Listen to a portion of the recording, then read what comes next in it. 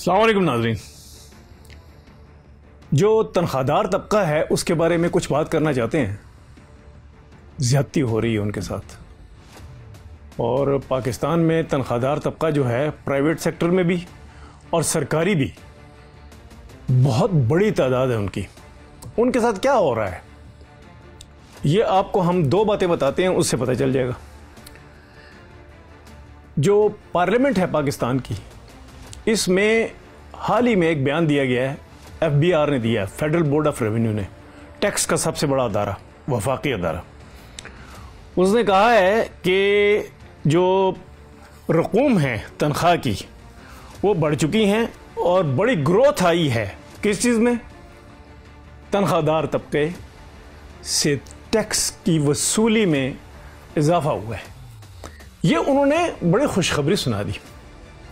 साथ ही चंद दिनों बाद ये बात सामने आई कि पाकिस्तान में एक तंजीम है जिसका नाम है सैलरीड क्लास अलायंस, यानी कि जो तनख्वाहदार तबका है उनका प्लेटफॉर्म। वहाँ से क्या आया?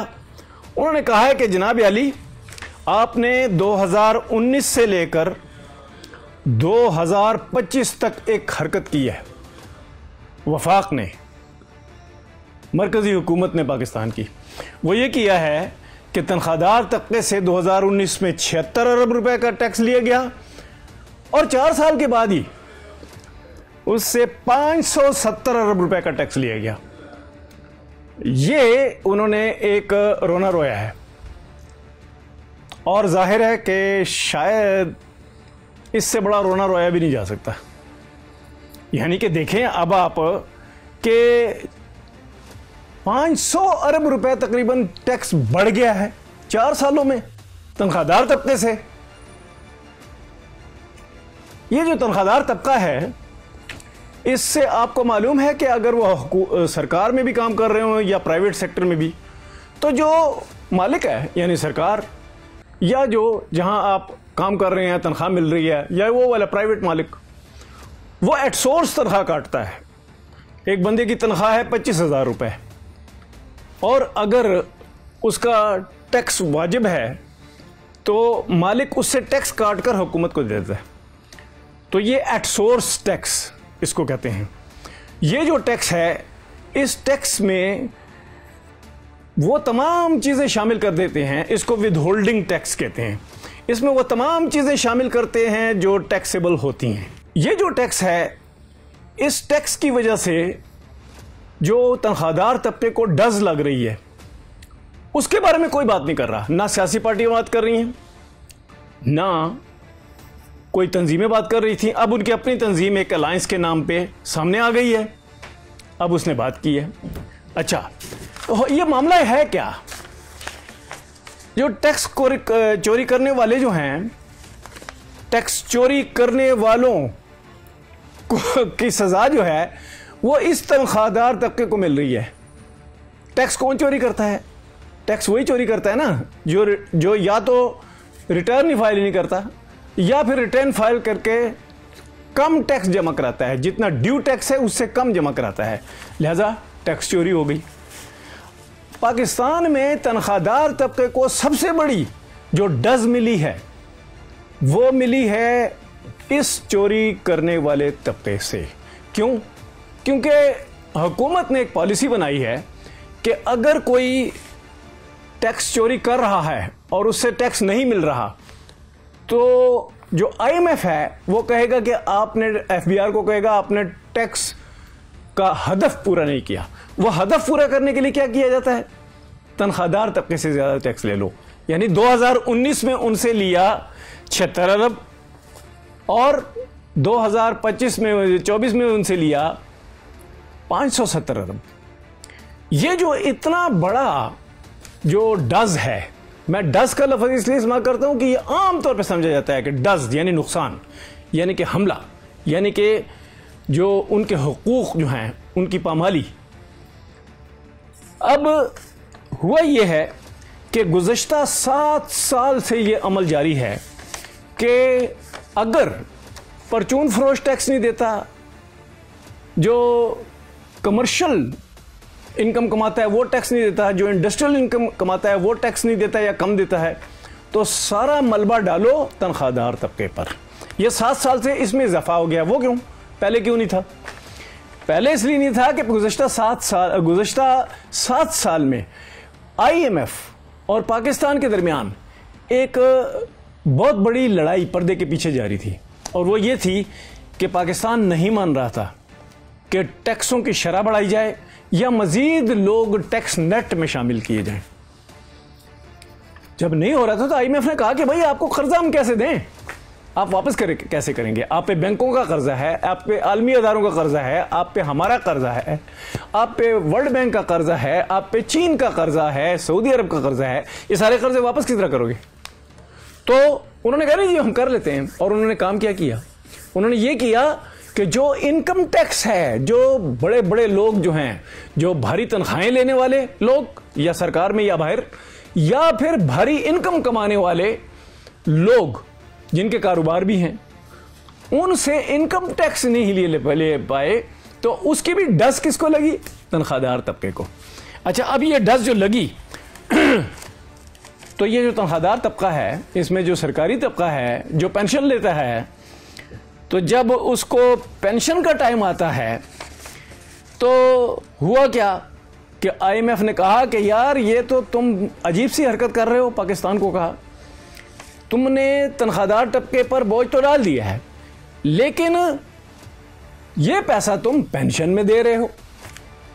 ये जो पैसा तनख्वाहदार तबके से आ रहा है, चाहे वो प्राइवेट हो चाहे वो सरकारी तबका हो, तो इनसे तो तुम लोगों को धड़ाधड़ जो रिटायर हो रहे हैं उनको पेंशन में दे रहे हो वो पैसे, तो ये क्यों कर रहे हो? तो फिर ये कहा गया कि अच्छा जी, इसका ये करते हैं कि जो पेंशन का बोझ है ये कम कर देते हैं। ये हम तकरीबन कोई 5 महीने से हम पेंशन पे बात कर रहे हैं। हर दूसरे तीसरे चौथे व्लॉग में हम पेंशन पे बात करते हैं। तो पेंशन का बोझ जो है वो जो तनख्वाहदार तबका है, चाहे सरकार का हो चाहे प्राइवेट हो, वो कहता है कि हमारी पेंशन जो है बढ़ाई जाए क्योंकि हम यहाँ पे पाकिस्तान में महंगाई बढ़ रही है। तो उसका इलाज क्या निकाला गया? ये प्रोपेगेंडा शुरू कर दिया गया कि महंगाई तो कम हो रही। अच्छा, अगर कुछ कम भी हो रही है लेकिन महंगाई तो बढ़ चुकी है ना पहले। उस महंगाई की जो डज इनको लगी है उससे कौन बचाएगा इनको?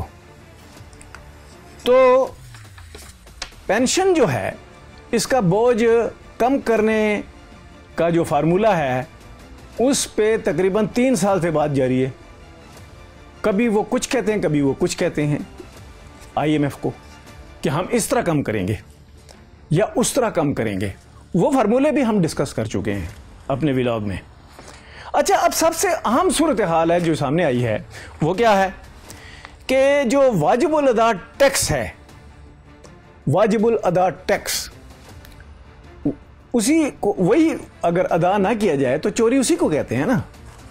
तो जो वाजिबुल अदा टैक्स है वो तो सब पे है, जो भी टैक्स में रजिस्टर्ड है, लेकिन सबसे उनकी जेब से नहीं लिया जाता, उनके बैंक अकाउंट से नहीं लिया जाता, बल्कि मालिकान, हुकूमत या प्राइवेट मालिकान, वो उनसे कटौती कर रहे हैं।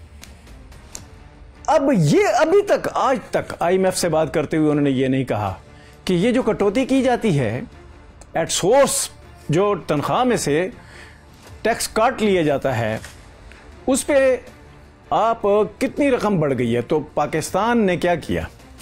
पाकिस्तान ने 76 अरब से 4 साल में 570 अरब रुपए कर दिया, ताकि उनको बता सकें कि देखें हम कर्जा वापस कर सकते हैं। लेकिन किसके बलबूते? तनख्वाहदार तबके के बलबूते। तो तनख्वाहदार के तबके के साथ जो हो रहा है उस पे कोई टेक्निकल उसका जायज़ा नहीं लिया गया।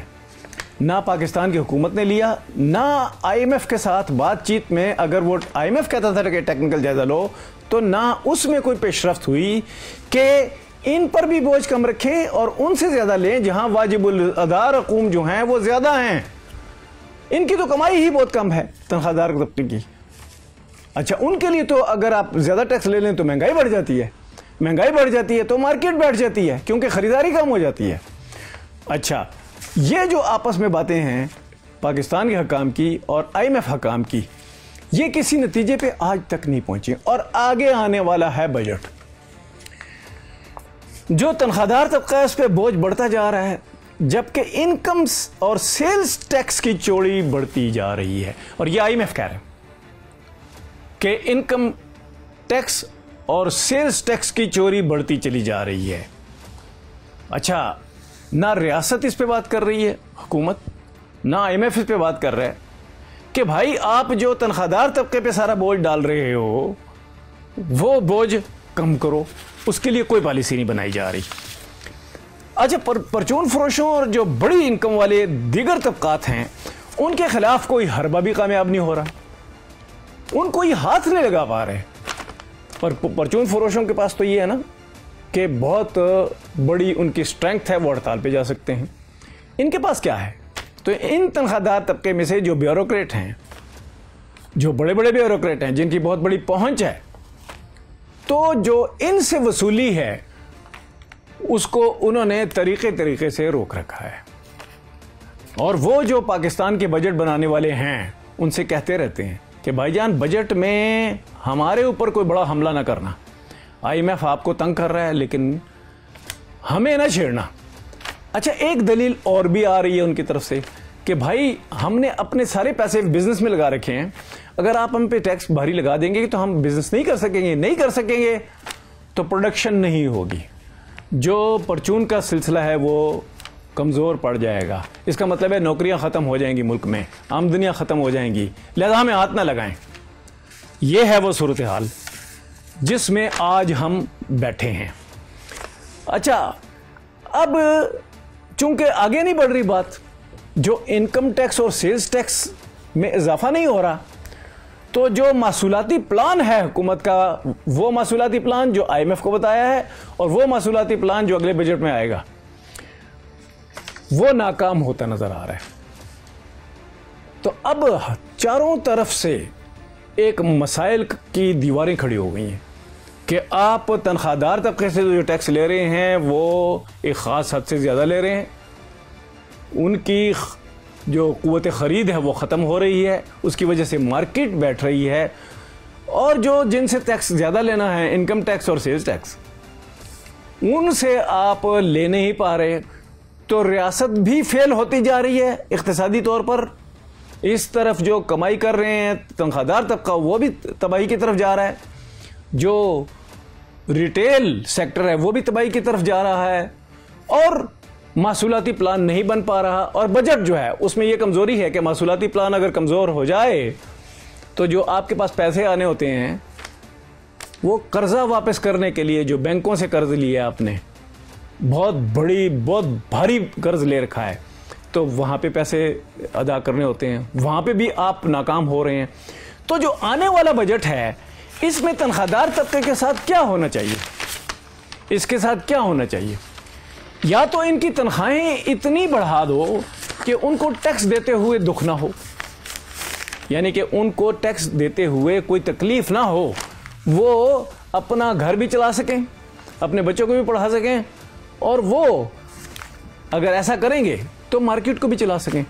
अब अगर मार्केट नहीं चलती, और वो इस वजह से नहीं चलती कि या तो इनकम्स कम हैं, तनख्वाहें कम हैं, या फिर जो पाकिस्तान का जो सेक्टर, हर सेक्टर है जो मार्केट है, वहाँ पे इन्वेस्टमेंट नहीं हो रही, तो मतलब है कि वहाँ पे इन्वेस्टमेंट नहीं हो रही तो देने के लिए टैक्स भी नहीं है, और यहाँ पे मजदूरियाँ भी नहीं है, लेकिन मुलाजमतें भी नहीं हैं। तो पाकिस्तान की टैक्स सिस्टम को अगर इस मौजूदा बजट में ठीक ना किया गया, और इसके बावजूद ठीक ना किया गया कि हम IMF के साथ पैकेज में हैं, इसके बावजूद ठीक करना पड़ेगा, वरना तनख्वाहदार तबका पिस गया है, और तनख्वाहदार तबके को मजीद पीसा जा रहा है कि आप जो हैं टैक्स दें, हमारे पास टैक्स कम है। हालांकि असल हकीकत यह है कि तनख्वाहदार तबका जितना मर्जी टैक्स दे दे, उनके टैक्स से, उनका जो टैक्स की हुजम है वो आपको नहीं बचा सकता इस अमल से कि आपके पास टैक्स लॉस हो, टैक्स आपके पास कम है, आप ना कर्जे वापस कर सकें ना हुकूमत को चला सकें, तो भाई अगर आप नहीं कर सकते ये सारा सिस्टम, तो एक तबके को जिनकी तनख्वाहें भी कम हैं आपने क्यों घेरे में ले रखा है? ये पॉलिसी क्यों नहीं बदलती? हम उम्मीद करते हैं कि आइंदा बजट में इस सिलसिले में कोई नई पॉलिसी इख्तियार की जाएगी। Thank you very much.